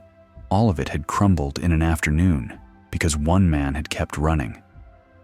Behind Alexander, on the battlefield he had already forgotten, the killing continued without him. Wounded men who couldn't flee were dispatched by Macedonian soldiers, working through the carnage in organized groups. The valuable ones, nobles who might bring ransom, these were identified by their armor and set aside. The rest were killed where they lay, a mercy of sorts, given the alternative of dying slowly from gut wounds or crush injuries. The screaming of horses went on for hours until the last of the crippled animals were put down. The scale of the slaughter defied comprehension. Persian dead numbered somewhere between 40,000 and 90,000, depending on which ancient source you trusted. The discrepancy itself a measure of how impossible it was to count bodies scattered across miles of pursuit. Macedonian losses were perhaps 1,000, perhaps 2,000, the usual uncertainty of ancient record-keeping. But even at the highest estimate, the ratio was catastrophic. 20 Persians dead for every Macedonian, 50 to 1 in some sections of the field. The survivors, in tens of thousands of them, scattered in every direction. Some made it home, walking for months across the empire their army had failed to defend. Some were captured in the following days and sold into slavery. Some simply vanished into the countryside, farmers now rather than soldiers, hoping no one would ever ask what they had done before. The Persian military machine that had projected power from Egypt to India for 2 centuries was broken in a single afternoon. It would never reassemble. That night, in the captured Persian camp, Alexander's officers found enough wealth to fund the Macedonian state for decades.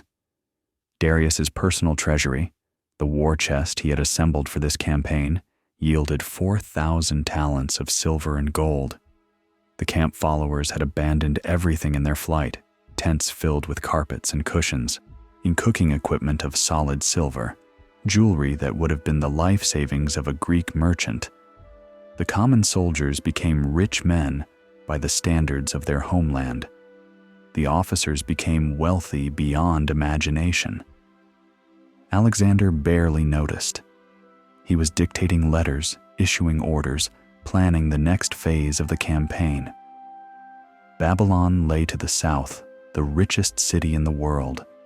Susa lay beyond that, Persepolis beyond that. The treasuries of the empire were undefended, their guardians dead or scattered, waiting for whoever arrived first to claim them. The race was already on. Parmenion, who had held the left wing against impossible pressure, who had probably saved the battle during the critical minutes when Alexander was deep in the Persian rear, received no particular recognition. His role had been to not lose while Alexander won. He had done exactly what was asked of him, and that was supposed to be its own reward. The old general said nothing, showed nothing, went back to his duties as though commanding a wing in the largest battle in history was simply another day's work. But the pattern was now clear to anyone watching.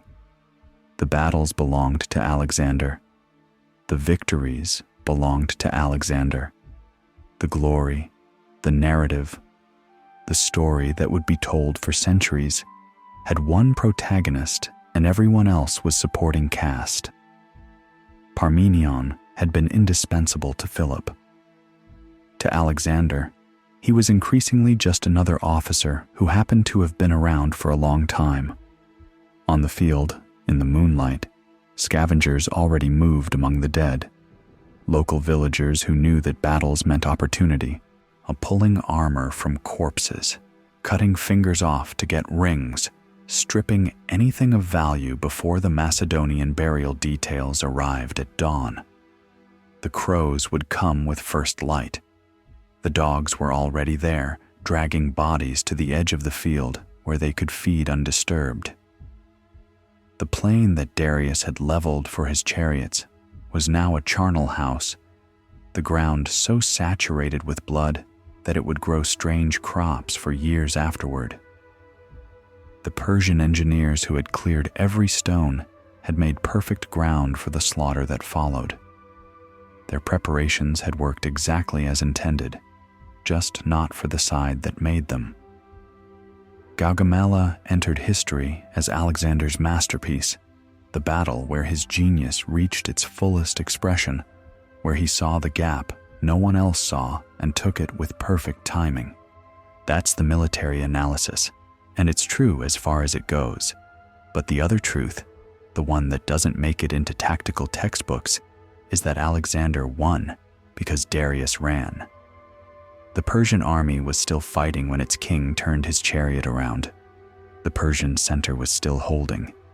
The Persian right was actually winning, pushing Parmenion back, threatening to roll up the entire Macedonian line. The battle was not decided when Darius fled. The battle became a rout because Darius fled. This wasn't a failure of Persian courage. Persian soldiers died in windrows trying to stop Alexander's charge.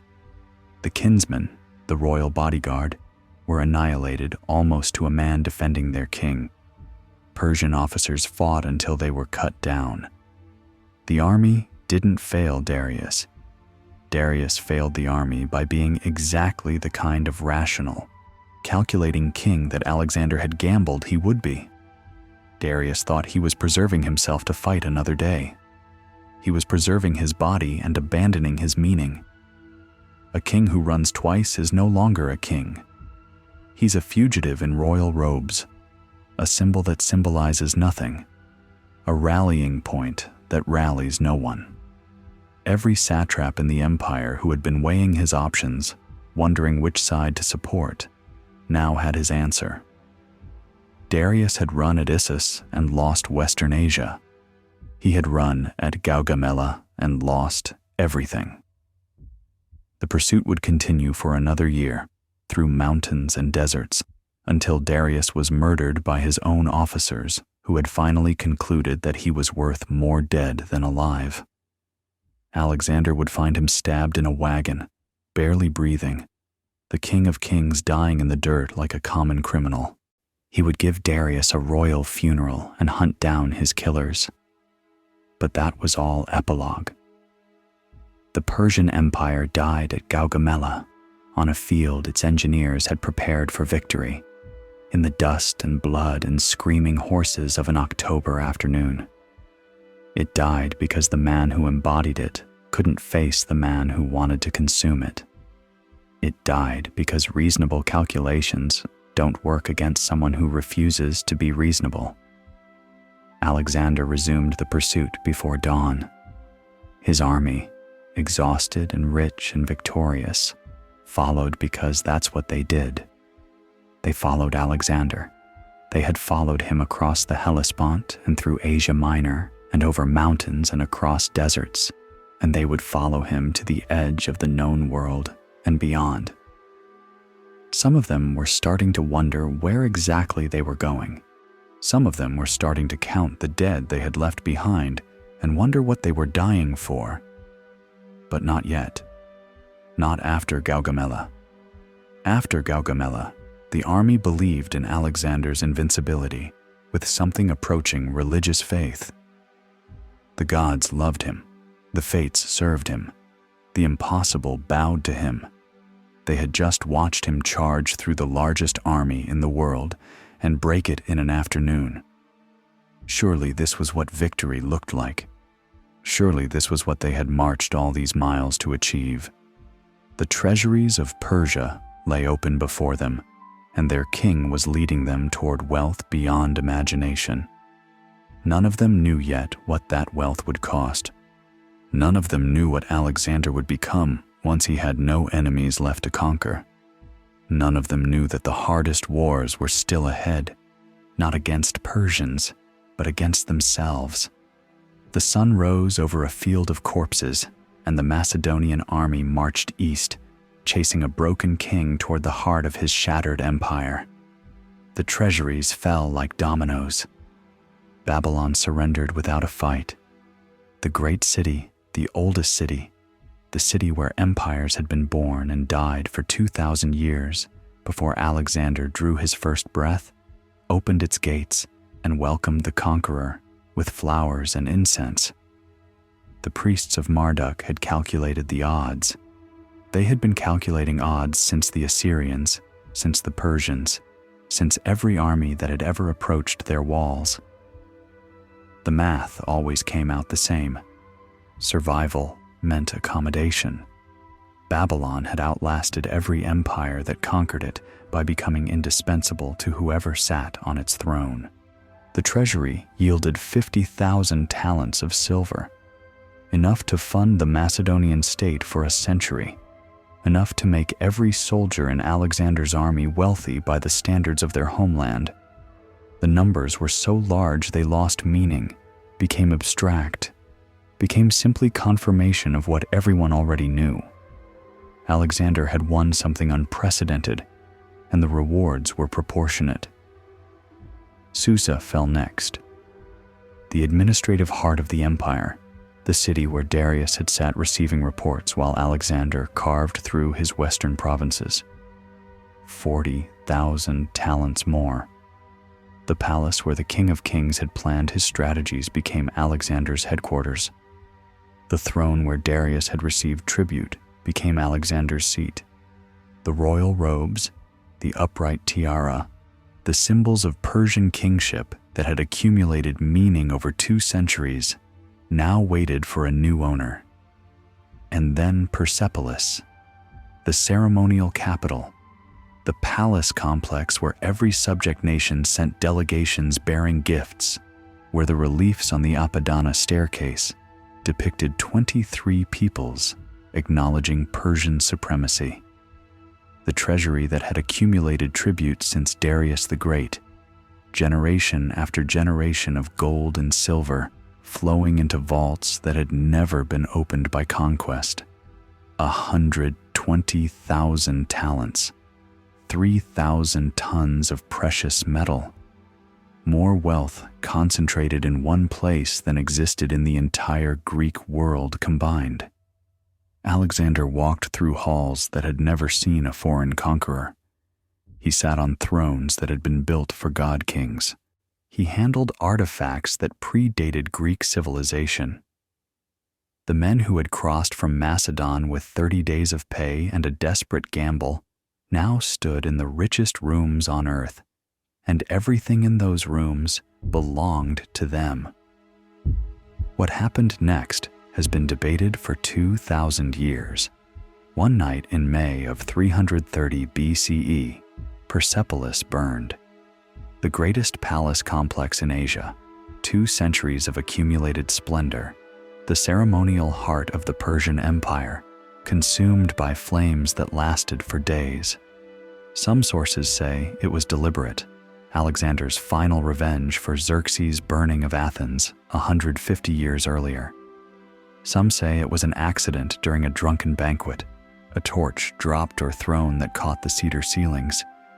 Some say it was Thais, an Athenian courtesan who had followed the campaign, who suggested that the woman who had come all this way should have the honor of humbling Persia.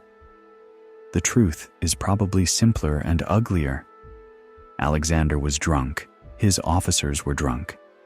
Someone made a suggestion that seemed poetic at the time, and by morning, the poetry had become ashes. What burned in those flames can never be recovered. Administrative records that might have told us how the empire actually functioned. Art that represented centuries of cultural development. Architecture that influenced everything built in that region for the next 1,000 years. The library, if there was one, and whatever it contained, gone. Converted to smoke and carbon because young men with too much power and too much wine thought destruction was the same as victory. Alexander reportedly regretted it later. He said he wished he hadn't burned Persepolis. But regret doesn't rebuild palaces, and the ashes followed him for the rest of his life. The hunt for Darius continued through that summer, a chase across hundreds of miles of increasingly hostile terrain. The King of Kings had fled east with a handful of loyal followers, hoping to reach the eastern satrapies, where he might still raise an army. But the satraps were doing their own calculations now, and the math had changed. Bessus, satrap of Bactria, concluded that Darius was a liability. As long as the former king lived, Alexander would keep pursuing. As long as the pursuit continued, no one in the eastern provinces could negotiate a separate peace. The solution was obvious to anyone willing to do what Bessus was willing to do. They found Darius in a wagon near what is now Shahrud in Iran. He had been stabbed multiple times by his own officers and left to die in the dust while his murderers fled toward Bactria. Some sources say Alexander reached him while he was still breathing. Some say he arrived minutes too late. Either way, the chase ended not with a battle, but with a body. The King of Kings bleeding out alone, abandoned by everyone he had trusted. Alexander gave him a royal funeral. The conqueror who had burned Persepolis now claimed to mourn the man whose empire he had destroyed. He sent Darius's body to Persepolis for burial with his ancestors, a gesture of respect that cost nothing and bought legitimacy. He declared himself the avenger of Darius, hunting down Bessus and the other conspirators, executing them for regicide against their lawful king. The man who had made Darius's death inevitable now positioned himself as the defender of Persian royal dignity. This wasn't hypocrisy. This was statecraft. Alexander understood that he couldn't rule the Persian Empire as a foreign conqueror forever. Eventually, he needed to become a Persian king, the legitimate successor to Darius, the inheritor of a tradition rather than its destroyer. The executions of Bessus and the conspirators served that purpose. So did what came next. Alexander began wearing Persian dress. Not occasionally, not as a costume for special occasions, but regularly, as his default appearance. The robes, the sash, the diadem. He began requiring Persian court rituals, including proskynesis, the prostration that Persians performed before their king as a matter of routine protocol. He appointed Persians to high positions, married Bactrian and Persian noblewomen, encouraged his officers to do the same. He was trying to fuse the conquering elite with the conquered administration, to create a hybrid ruling class that owed its position to him and only him. His Macedonians hated it. They had marched from Greece to India to defeat Persia, and now their king was becoming Persian. They had prostrated before no one except the gods, and now they were expected to prostrate before a man even if that man was Alexander. The officers who had known Philip, who remembered when Macedon was just another Greek kingdom and its king was first among equals, watched Alexander transform into something they didn't recognize. Parmenion was the first to fall. In the autumn of 330 BCE, Philotas, Parmenion's son and commander of the companion cavalry, he was accused of knowing about a conspiracy against Alexander and failing to report it. The evidence was circumstantial. Under torture, Philotas confessed to whatever his interrogators wanted to hear. He was executed by the assembled army, javelins thrown by his former comrades until he stopped moving. The same day, Alexander sent riders to Media, where Parmenion commanded the garrison and treasury at Ecbatana. The riders carried orders to the officers serving under Parmenion. The orders were simple: kill him. They found the old general reading letters. They stabbed him before he could react. No trial, no accusation, no opportunity to defend himself. Parmenion, who had served Philip faithfully for decades, who had commanded the left wing at every major battle of Alexander's campaign, who had held at Gaugamela while Alexander won the glory, and was murdered by his own subordinates on the suspicion that he might resent his son's execution.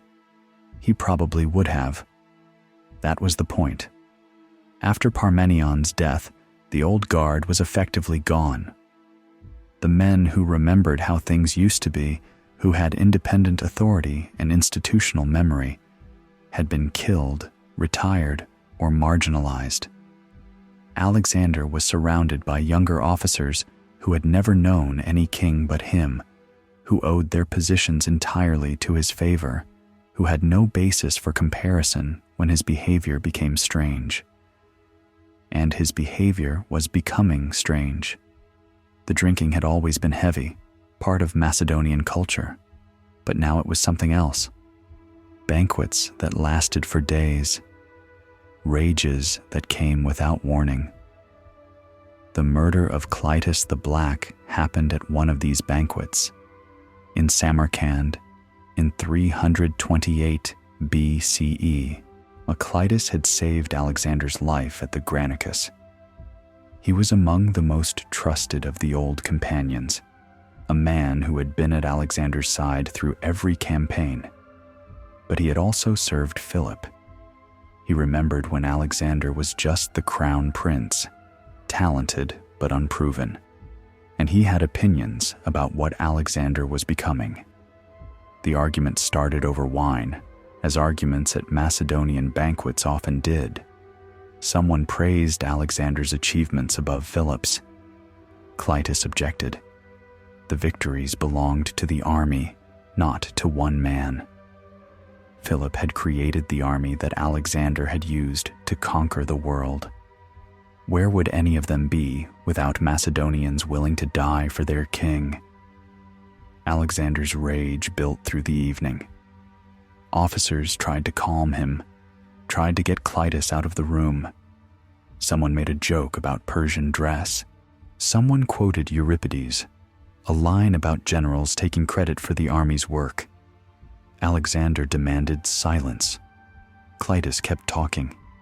The spear came from a guard's hand. Alexander threw it across the room and put it through Clitus's chest. The man who had saved his life at the Granicus died at his feet, killed by the king he had served for 15 years over words spoken at a drinking party. Alexander collapsed into grief that seemed genuine. He refused to eat or drink. He called for his own death. His officers and philosophers convinced him, eventually, that he was blameless, that Clitus had provoked his own fate, that the killing was a tragic necessity rather than a drunken murder. Nobody believed it. Everyone said it. After Clitus, speaking truth to Alexander became a capital risk. The officers who survived learned to tell him what he wanted to hear. The philosophers who traveled with the court learned to justify whatever he did. The army followed where he led because following Alexander had become their identity, because they didn't know how to do anything else. Because stopping would have meant admitting that everything they had done was for nothing. He led them to India. He led them to the edge of the known world. He led them to a river called the Hyphasis, where they finally refused to go further. Not through rebellion, not through mutiny in the traditional sense, just a collective decision to stop. They had been marching for 8 years. They had conquered everything between Greece and the Punjab. They wanted to go home. Alexander raged for 3 days. He told them they were abandoning glory. He told them they were proving themselves lesser men than their fathers. He stayed in his tent and refused to see anyone, expecting them to relent. They didn't relent. For the first time in his life, Alexander encountered a limit he couldn't break through. Not an enemy army, not a fortified city, just tired men who had had enough. They turned around. The march back was worse than anyone expected. Alexander chose a route through the Gedrosian desert, a stretch of wasteland that had destroyed armies before. Why he chose it remains unclear. Perhaps he wanted to accomplish what Cyrus the Great had failed to do. Perhaps he was punishing his army for forcing him to turn back. Perhaps he simply didn't believe that anything could defeat him, including geography. The desert killed thousands. Men died of thirst, of heat, of exhaustion. The baggage train fell apart. Camp followers, the women and children and merchants who traveled with any ancient army, died in numbers that were never recorded. Alexander marched through it with the survivors, drinking the same ration of water as the common soldiers, refusing any privilege his men didn't share. It was magnificent leadership. It was also the direct result of his choice to take the deadliest possible route. By the time they reached Babylon, in 323 BCE, Alexander had been campaigning for 11 years. He was 32 years old. He had wounds on his body from almost every battle, including a nearly fatal arrow wound in India that had punctured his lung. He had buried Hephaestion, his closest friend, his other self, perhaps his lover, and his grief had been so extreme that he had crucified the physician who failed to save him. He was planning new campaigns into Arabia, possibly into the Western Mediterranean, possibly against Carthage and Rome. The hunger had no limit. There was always another horizon. Then he got sick. A fever, possibly typhoid, possibly something else. 11 days of declining health. His officers came to see him, filing past his bed, watching the man who had seemed invincible, losing strength hour by hour. Near the end, they asked him who should inherit the empire. His answer, if it was actually spoken, has been translated as either to the strongest or to the best. Either way, it was an answer that guaranteed war. No designated heir, no clear succession, just an invitation for every ambitious general to claim what he could hold. Alexander died in Babylon on June 10th or 11th, 323 BCE. He was 32 years old. He had conquered more territory in less time than anyone before him. He had never lost a battle. He left behind an empire that stretched from Greece to India, armies that still answered to his name, and no one capable of holding any of it together. The empire died with him. What followed was 40 years of civil war among his generals, the wars of the Diadochi, the successors. Ptolemy took Egypt, Seleucus took Mesopotamia and Persia. Antigonus tried to take everything and failed. Battles that dwarfed Gaugamela killed hundreds of thousands more. Cities that Alexander had spared were destroyed by men fighting over his legacy. His mother, Olympias, was murdered. His wife, Roxana, was murdered. His son, Alexander IV, born after his death, was murdered at age 13. Every drop of his blood was erased from the world by the men who claimed to honor his memory. The Macedonian Empire lasted less than a generation. The Achaemenid Persian Empire it replaced had lasted 220 years. This is the irony that history buries under mythology. Alexander is remembered as one of the greatest conquerors who ever lived, and he was. He is remembered as a military genius without peer, and he might have been. He is remembered as the man who spread Greek civilization to the east, who fused cultures, who opened the world to new possibilities. What he actually left behind was corpses and chaos. The cities he founded were renamed by his successors, fought over, often destroyed. The cultural fusion he attempted collapsed within years of his death, Greek and Persian elites separating back into their respective camps. The administrative systems he inherited from Persia broke down without Persian bureaucrats to run them. The treasury he captured, those mountains of gold and silver, was spent on the wars to determine who would rule his conquests. Even his body couldn't rest. Ptolemy hijacked the funeral cortege and brought Alexander's corpse to Egypt, where it became a tourist attraction for centuries. Roman emperors visited the tomb to pay respects. The body was reportedly still there when the Arabs conquered Egypt in the 7th century CE. Then it vanished, lost, the most famous corpse in ancient history, and no one knows where it is. What survived was the story. The Alexander Romance, a fictional biography written centuries after his death, it became one of the most popular books of the medieval world, translated into dozens of languages, inspiring everyone from Persian poets to European kings.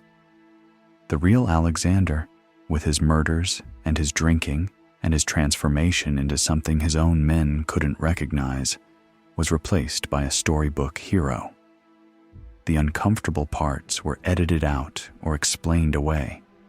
What remained was the legend, and the legend had consequences. Every conqueror since has measured himself against Alexander. Julius Caesar wept at a statue of Alexander, ashamed that he had accomplished so little by the same age. Napoleon studied his campaigns. Military academies still teach Gaugamela. The dream of the single leader who can bend the world through will alone, who can accomplish the impossible through sheer refusal to accept limits, traces directly back to that young man in bronze armor charging at the Persian line. That dream has launched 1,000 horrors. The thing about Alexander is that he worked. He actually did it. He actually crossed the Hellespont with 30 days of money and conquered the largest empire on earth. He actually won every battle he fought. He actually bent the world to his will through a combination of genius, luck, ruthlessness, and a psychology that didn't recognize the word impossible. The dream works, sometimes, if you're Alexander. The problem is that everyone who has tried to be Alexander since has discovered the same thing Darius discovered. There is only one Alexander, and you're not him. The tactics that worked for him don't work for normal people. The risks that paid off for him are suicidal for anyone without his specific combination of talents and fortune. The legend teaches exactly the wrong lessons, inspires exactly the wrong ambitions, justifies exactly the wrong choices, and the legend erases everyone else. We remember Alexander. We don't remember the Persian soldiers who died in windrows at Gaugamela, cut down while their king ran. We don't remember the Tyrians crucified on the beach. We don't remember the mercenaries massacred at Granicus after asking for quarter. We don't remember Parmenion, murdered in his tent for the crime of having a son who had probably not committed treason. We don't remember Clitus, speared through the chest for speaking honestly at dinner. We don't remember the thousands who died in the Gedrosian desert because Alexander wanted to do what Cyrus couldn't. We remember the conqueror. We forget the conquered. That morning at Gaugamela, before the battle began, Darius III looked across at the Macedonian line and saw something he couldn't process. Not an army. Armies could be defeated. What he saw was a void in human form, an emptiness shaped like a young man on horseback, something that would keep coming and keep consuming until there was nothing left, or until it consumed itself. Persia didn't fear Alexander because he was a better general. They feared him because he didn't operate according to any logic they could understand or exploit. He didn't want territory that could be traded. He didn't want wealth that could be shared. He didn't want peace that could be negotiated. He wanted submission, totality, everything, and he would die or kill the world trying to get it. There was no dealing with that. There was only surviving it or being destroyed by it. Darius chose survival. He turned his chariot and fled, and his empire died with that turn. It was probably the rational choice. It was definitely the human choice. Faced with something inhuman, something that charged directly at him through every obstacle, something that couldn't be reasoned with or bought off or outlasted, Darius did what any reasonable king would do. He just forgot that reason had no purchase on Alexander. The plain at Gaugamela is still there, near modern Mosul in northern Iraq. The ground that Darius's engineers leveled for chariots is now farmland. Nothing marks the place where the Persian Empire died. No monument, no museum, just earth that absorbed the blood of tens of thousands and grew strange crops for a few years afterward. The dust blows across it every October, the same dust that rose when Alexander's companions charged through the gap and wheeled toward the royal standard. Sometimes, when the light is right, you can almost see the cloud they raised, the thunder of hooves they made, the moment when the greatest empire the world had ever known looked into the face of its destroyer and blinked. Darius ran because he wanted to live. Alexander charged because living wasn't enough. That's why Persia feared him more than death. If you made it this far, answer me this. Would you have charged, or would you have run? And if you'd conquered the world by 32, would you have known when to stop? Next time, we're going somewhere colder, somewhere the legions of Rome marched into a forest and never came out. The Teutoburg. Subscribe so you don't miss it.